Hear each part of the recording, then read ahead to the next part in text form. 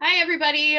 Today I am here with Sarah Petruno. Sarah is a shamanic practitioner and teacher, and we are going to be talking about something that I'm so excited to talk about, soul fragments and ghost hunting. Sarah's going to share with us what are soul fragments and how that translates into ghost hunting, and is that possibly what we are investigating when we go to paranormal investigate. Hi, Sarah. Hello. Thank you for being Um, yeah, you're welcome. Thanks for having me. here. Yes. Okay, so first and foremost, let's kind of just touch really quickly on what is shamanism. What is a shaman? Okay, so I have been practicing shamanic healing for 9 years, since 2013, and it depends really who you ask, like what the definition of shamanism is and how it works. Basically, the idea is that there's like thousands of lineages or like types of shamanism, but they have some core practices that kind of link them all together. And one of those core practices is essentially this idea that we all have an energy body and a soul, or spirit, as some people call it, that's connected to our physical body right now, and that when we have things happen to us, traumas or whatever, things happen, human experience happens, we can experience traumas or injury or things happening to our energy and our soul, much in the same way that if we were to go outside and like step on a splinter, we would have something happen to our physical body, right? And so the same idea is true with shamanism, whereas if you were to experience something, I don't know, out in the world, someone was mean to you, or you got yelled at, or like you had a traumatic experience, then that could end up like basically doing harm to your energy and your soul body. And then what shamanism does is we connect with the energetic body and the spirit body in concert, in alignment with benevolent helper spirits. That's like a main core of shamanism, is that we're working with benevolent helper spirits, and that can be like whoever you're connecting with. Shamanism isn't in a religion; it's like can operate within the constructs of a religion. It's really like every shamanic practitioner has their own set of benevolent helper spirits that they work with. Some work with animal spirits, some work with trees and plant spirits, some work with spirit guides and ascended masters and other types of benevolent spirits. Some work with all of them, and some also do a lot of work with plant medicines and plant spirits. But the idea is that within shamanism, you get into a meditative trance state called a shamanic journey. You go and you look at somebody's energetic and spirit body in that state, in those other realms, which I think, I think you've referred to as liminal spaces, which is non-ordinary realities in shamanism. And what we endeavor to do is to help people come back to a sense of wholeness so that they can express their fullest soul essence that they're meant to express in this world, via a journey where we can find lost soul fragments, which we're going to be talking about later, where we can call back personal power that's been lost through any number of ways that we can lose personal power or give personal power away, and a number of other shamanic practices. But that's generally the gist of it, is we help people come back to a feeling of wholeness or a wholeness in their energy and spirit, help them find parts that have been lost along the way from traumas, or maybe they've sent away parts of themselves because they were ashamed, someone was ashamed or didn't feel like that part was acceptable or whatever. And we help people bring those parts back so they can be more whole, and then with the end goal of them being able to express their soul's truest, fullest essence into the world so that they can do the work they're meant to do. I think that answered the question. It's basically we work within the energetic spirit body. Things off of that I want to like talk about, but I'm gonna we like every shamanic practitioner you ask is going to have a different definition of how they describe it, because everyone practices this their own special way. But the whole core idea is that we have these other bodies that can experience harm, and that those things that may be harmful or we've experienced on those other levels can then affect us in a physical sense. Yeah. And some shamanic practitioners like work with illness, and physical illnesses that we see on the physical surface can have energetic and spiritual bases. And that's basically what shamanism is looking at those things that maybe have escaped physical explanation. Mm-hmm. And looking in those realms with the guidance from a spirit team and benevolent people's spirit guides and helpers and deceased loved ones and angels, and some people work within the constructs of Christianity and shamanism, and those are their helper spirits, or with other types of benevolent, beneficial guides that help us do the work. I love it. It's similar to witchcraft. I get asked a lot, like, well, what is a witch? What is witchcraft? And I'm like, you can ask 100 witches and you're going to get 100 different answers, you know? So, you know, it's kind of such a personal thing. We all interpret energies differently too. So, you know. Yes, for sure. And I used to be afraid to like explain it because I didn't want someone to be like, no, that's wrong. But over time, I've learned that we all have our own like magic that and medicine and a way that we're meant to do it, and so we'll all have our way of experiencing that magic, and that's true in shamanism and true in witchcraft. And it is interesting too. You and I talked about this briefly on Instagram yesterday of how, like, I think it's so weird that there's like ghost hunting and then there's spirituality and stuff, and it's like they're literally the same. They're just like a huge disconnect. Tree. I mean, ghost hunters are going in trying to connect to the other side. Shamans are literally connecting to the other side. So it's like, I feel like until people fully embrace and like let these paths connect, like we're going to just continue to be stuck in the same like ghost hunting, paranormal investigating pattern. It's like, yeah, the paranormal investigation is like a physical evidence type of realm of these other souls, and shamanism doesn't even care about physical evidence most of the time, but it's like, yeah, it's connecting with similar things. Okay, so you kind of talked about when we go through traumatic things, like parts of your energy break off, or we even send parts of ourselves away. Yes. So that is soul fragments. Can you talk about that? Yeah, so a core, like within shamanism, it's believed that there's like basically two main sources of illness. And I don't mean physical illness. I mean like illness of the soul or the spirit. Can be physical illness, but that's a story for another day. Two main things are power loss, which we're not talking about here, and soul loss. And soul loss is healed with something called soul retrieval. But soul loss is essentially this idea that when you experience something traumatic, and it doesn't need to be a huge trauma. It doesn't need to be like you get in a car crash or something. It can, but it can be a minor trauma or something that triggers a prior trauma, or something like that. When we experience a trauma, or we experience something where maybe we feel like a part of ourself isn't acceptable, like we don't fit in, or like this part of ourself like isn't fitting into society, and so we don't feel like it's acceptable. We can send that part away also. Or if we experience a trauma, what can happen is something called soul loss, where essentially part of your soul, your spirit body, which also has a part of your energy body with it, can fragment off and basically stay locked in a time and place wherever that occurred. And it's my belief that this is like kind of parallel with like dissociation, or basically you're fragmenting off this part because it was unacceptable, or because you experienced some trauma, because you essentially have to keep going on with your life, and like you're not always in a position where you can even begin to process or understand the trauma.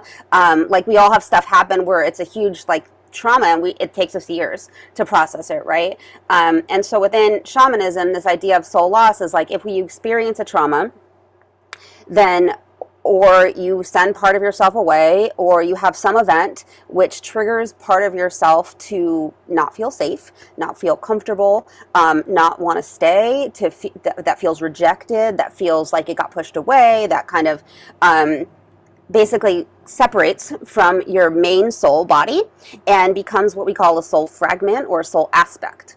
And then it stays there until it's either time for you to heal and it starts to come back and feels like safe and ready to come back, or you journey to it and in a shamanic journey or shamanic state of some sort and go find it, communicate with that aspect of yourself and bring it back. And how this relates to ghost hunting and ghost stuff, the idea is that we can have soul aspects of ours that are soul fragments stuck in other lifetimes or in other periods of time. So then when people encounter them, they can communicate with them, but they do not have our full soul essence. So essentially what it is it's a fragment of that experience in that moment of time. So it's like it has that trauma, it has that memory, it has kind of the events surrounding it and like the people surrounding it.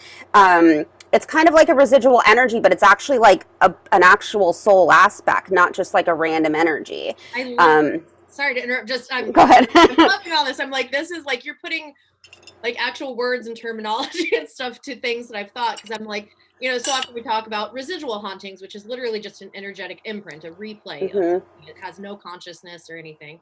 And then we talk about like conscious hauntings, where you can interact with them and they can respond to you. But I've always felt like there's something kind of in the middle, because and I feel like that's what most of the hauntings are, because it's like I'll be communicating with them and it's like I'm kind of getting like, it's almost like talking to somebody that's kind of in like a zombie type state. Like they don't hold the full consciousness. Yeah. Like they're like conscious enough that they like can interact a little bit with you, but not like, it's a weird in between. So yeah, you can communicate with them and like talk to them, these soul aspects, because they have like that, the energy of you. Let's say it happened to you, and they have your energy at that age, at that time, at that moment that trauma occurred. And so they have that aspect of consciousness and that aspect of the energy.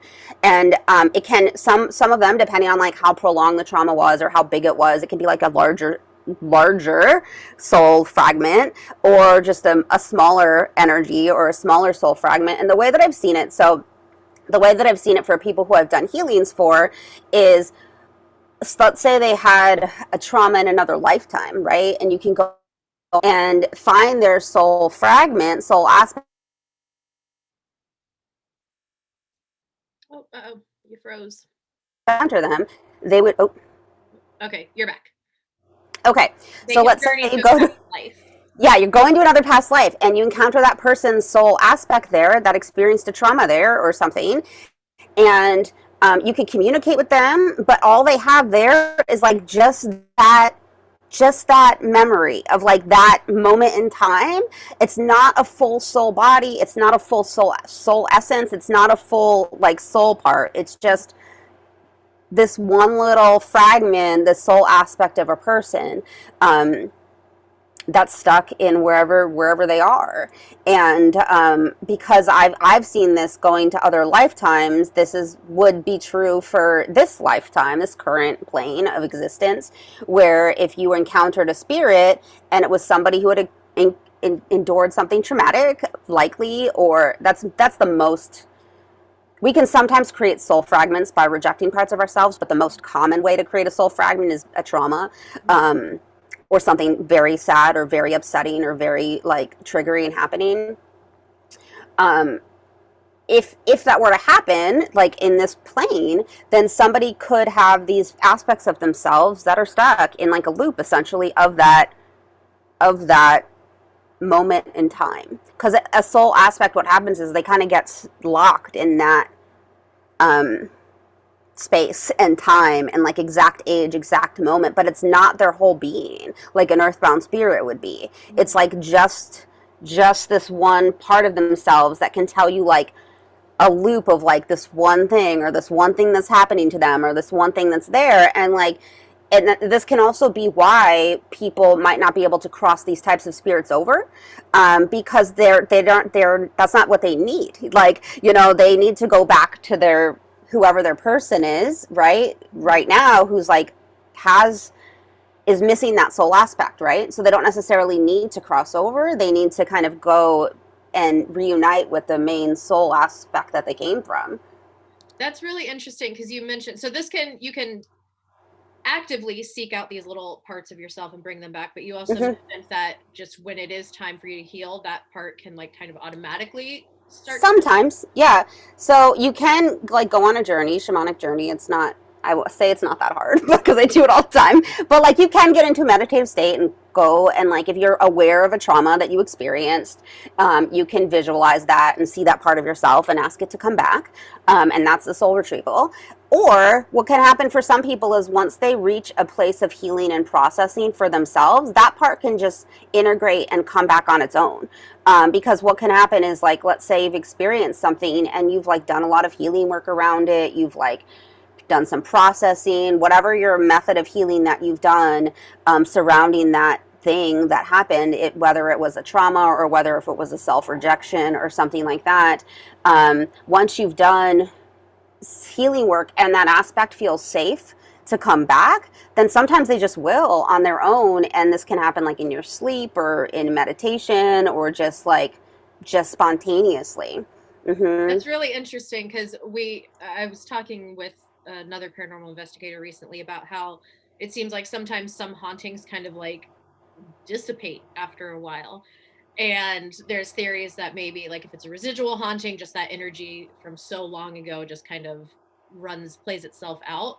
But then the hauntings that do seem to normally be more conscious and aware, then they just kind of aren't there anymore. And that would make sense if it was like a soul fragment haunting, I guess is what I'll call it. Hmm. And then that soul fragment finally got reunited with its original source, then Hmm. yeah, you wouldn't have that haunting there anymore. Hmm. So that's really interesting. Hmm. Um, That's cool. so how could we, because you mentioned crossing spirits over, but that doesn't really work for soul fragments.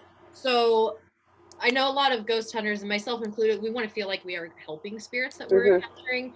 What could we do if we think that we are investigating? We're like, okay, this is a soul fragment. Like, is there anything that we can do to kind of Yeah, so like the main thing that needs to happen in order for a soul fragment to feel ready, like, so there's two parts of a soul fragment being ready to return. One, the home person needs to be healed and like ready. And so like there's nothing you could do about that. Like that person like needs to do their own process and their own healing journey.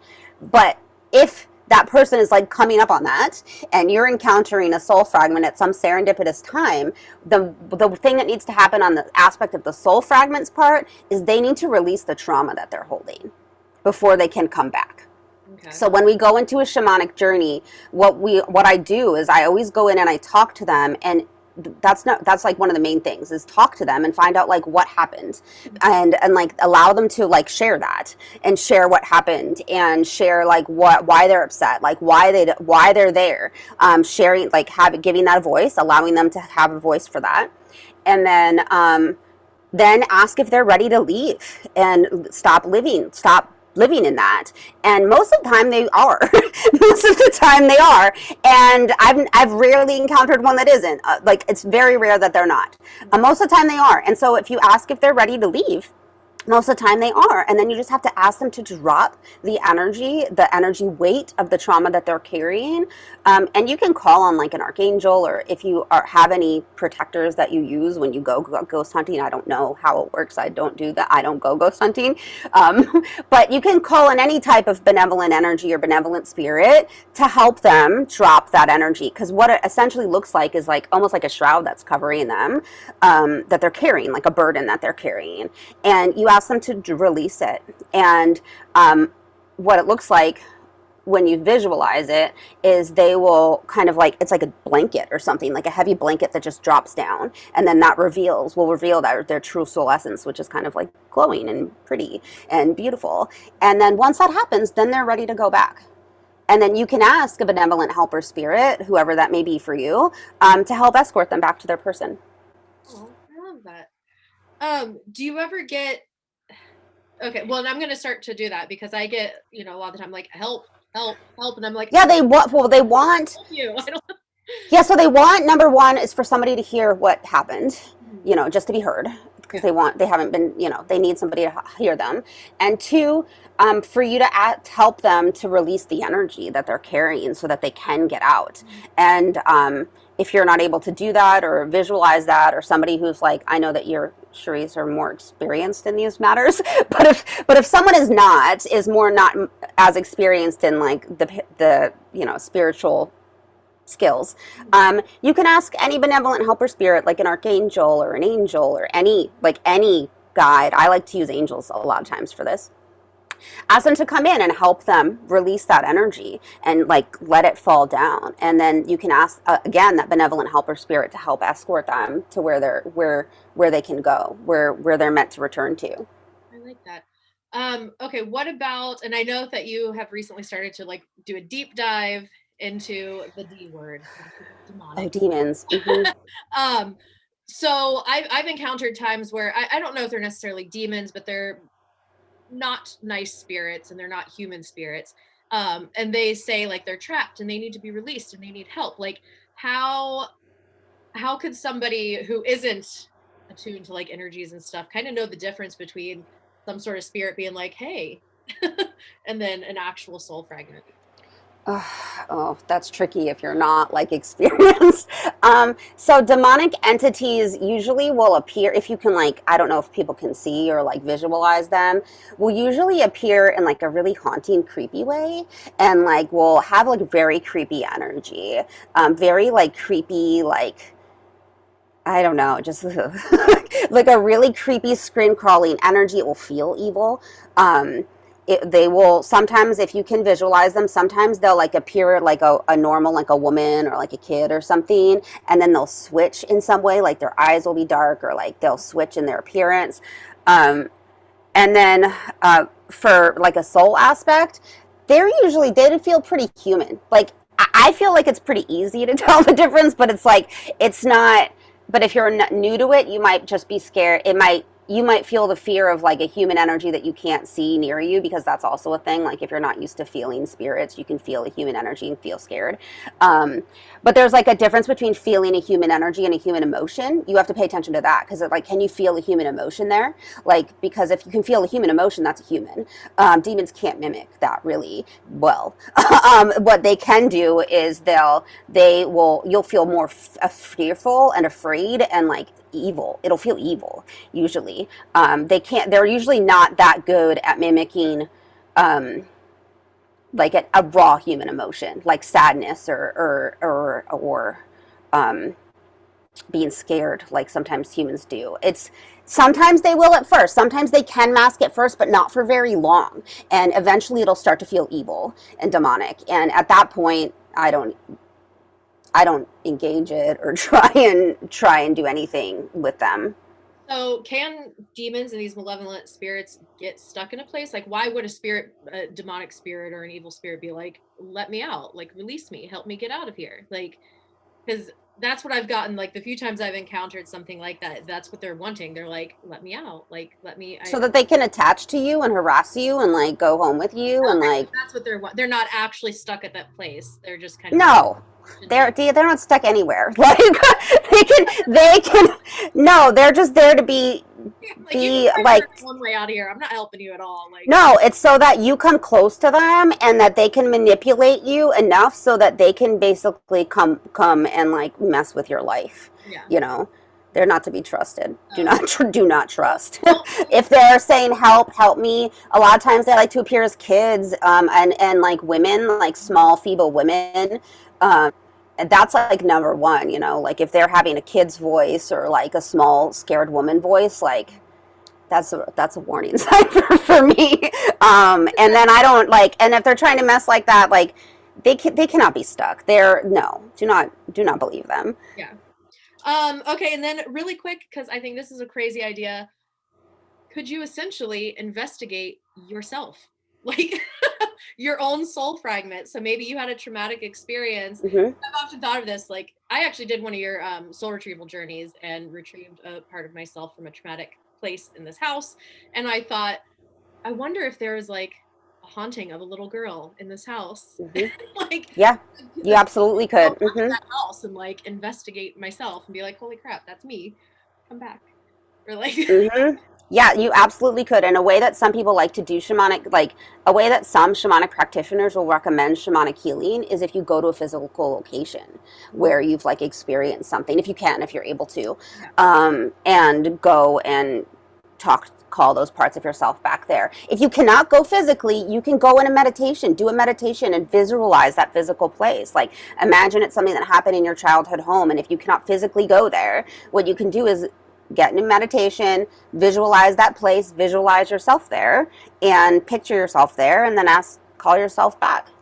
Mm-hmm. I need to do that meditation again, because I did that a few years ago, actually, and it was one of the most awesome things ever. Like I cried. Thank you. I was like, oh my God, it was amazing. And I felt not like, I don't want to say like powerful, but I felt like more complete. You felt it coming back. Yeah. Like, and I've been so much more connected to my inner child now since then, because I think I really just kind of like, you know, she fragmented away from me for a while. So it was really, yeah. Anybody is watching, do you have anything like that right now? I have the meditation still, I think, on my website, and we can put a link I'll send you a link so that you can Well, put go ahead it. and share like what are you doing right now? How can people work with you? How can they find you? So my website is sarahpetrunoshamanism.com, and we'll put a link below. I have a class on soul retrieval if you want to learn more about it, and that guides you through a guided meditation. And then I also have the meditation that Cherise was talking about, which is just the guided meditation, where you can do your own soul retrieval. You can also find me on Instagram at Sarah Petruno. I offer healings, readings, mentoring, shamanic apprenticeship, and I do a group healing. I have a group healing group called the Moon Circle, where I do group healings, shamanic journeys, and healings for groups in a group setting every several times a month. Awesome. And we'll put all the links below. Gotta go follow her and check her out. I love that I like your grounded approach to things that are like super out there for a lot of people, like kind of, I don't want to say weird I topics. try. Topics that It are was like, oh, what are you talking about? But you're very grounded and just like level-headed, and I like that approach. So I appreciate Thanks. It's like my background is in academia and science and research, and I did that for so many years before this. And so for me, coming into this field, I was skeptical and thought all of this was bizarre. bizarre and not real and fake and like all of it. So I have always endeavored to kind of make it, because I struggled with that aspect of it, to make it more down to earth for regular people. Not that, everyone else isn't regular, but for people who are coming to it with a different mindset that didn't maybe grow up or like have anyone around them that was ever doing this, that needs to understand it in a way that's more tangible. Yeah, I like that. I like that approach. All right. Well, thank you, Sarah, for sharing about soul fragments and how it relates to ghost hunting. And you helped to expand my mind, and my mind is going with things, and I can't wait now for my next investigation. So thank you very much. Everybody go follow Sarah, and talk to you guys later. Bye. Bye guys. Thank you.